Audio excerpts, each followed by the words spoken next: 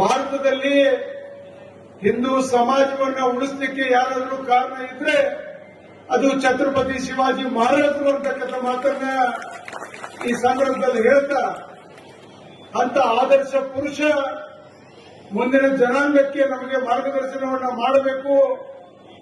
ಮುಂದಿನ ಯುವಕರು ಛತ್ರಪತಿ ಶಿವಾಜಿ ಮಹಾರಾಜರ ಆದರ್ಶವನ್ನ ಮುಂದಿಟ್ಟುಕೊಂಡು ಜೀವನವನ್ನ ಮಾಡಬೇಕು ಅಂತಕ್ಕಂಥ ಹಿನ್ನೆಲೆಯಲ್ಲಿ ಇಂಥ ಮಹಾನ್ ನಾಯಕರ ಪೂರ್ಣಾಕೃತಿಯ ಪುತ್ಥಳಿ ಇವತ್ತು ಲೋಕಾರ್ಪಣೆಗೊಂಡಿದೆ.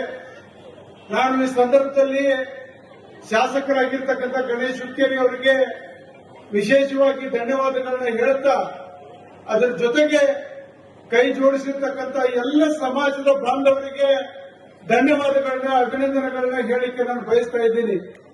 ಬಂಧುಗಳೇ, ಶಿವಾಜಿ ಮಹಾರಾಜರ ಇತಿಹಾಸ ಬರೀ ಮರಾಠ ಸಮಾಜಕ್ಕೆ ಅಷ್ಟೇ ಅಲ್ಲ, ಭಾರತ ದೇಶದಲ್ಲಿರ್ತಕ್ಕಂಥ ಹಿಂದೂ ಸಮಾಜದ ಎಲ್ಲ ಜನರಿಗೆ ಶಿವಾಜಿ ಮಹಾರಾಜರು ಆದರ್ಶ ಅಂತಕ್ಕಂಥ ಮಾತನ್ನ ಹೇಳಿಕೆ ನಾನು ಬಯಸ್ತಾ ಇದ್ದೀನಿ.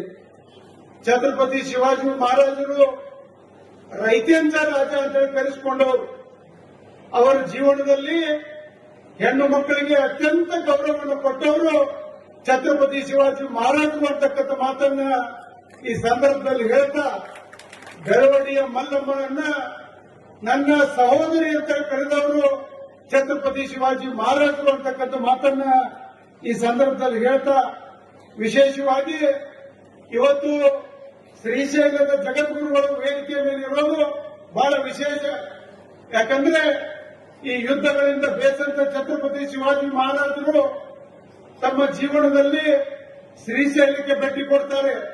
ಅಲ್ಲಿ ಶ್ರೀಶೈಲದ ಮಲ್ಲಿಕಾರ್ಜುನ ಅಂದ್ರೆ ಶ್ರೀಶೈಲ ಮಲ್ಲಿಕಾರ್ಜುನ ಪರಮಾತ್ಮ, ನೀನು ಸೋಲಬೇಡ, ನಿನ್ನ ಹಿಂದೆ ನಾನು ಇದೀನಿ ಅಂತ ಹೇಳಿ ಆಶೀರ್ವಾದವನ್ನು ಮಾಡಿದವರು ಶ್ರೀಶೈಲ ಮಲ್ಲಿಕಾರ್ಜುನ ಅಂತಕ್ಕಂಥ ಮಾತನ್ನ ಈ ವೇದಿಕೆ ಮುಖಾಂತರ ಹೇಳ್ತಾ, ಅಂತ ಛತ್ರಪತಿ ಶಿವಾಜಿ ಮಹಾರಾಜರ ಆದರ್ಶ ಮುಂದಿನ ಯೋಜನಾಂಗಕ್ಕೆ ಆಗಲಿ ಅಂತಕ್ಕಂಥ ಮಾತನ್ನ ಈ ಸಂದರ್ಭದಲ್ಲಿ ಹೇಳ್ತಾ, ವಿಶೇಷವಾಗಿ ಈ ಸಂದರ್ಭದಲ್ಲಿ ಒಂದೇ ಒಂದು ಮಾತನ್ನ ಹೇಳಿ ನಾನು ಮಾತನ್ನು ಮುಗಿಸ್ತಾ ಇದ್ದೀನಿ.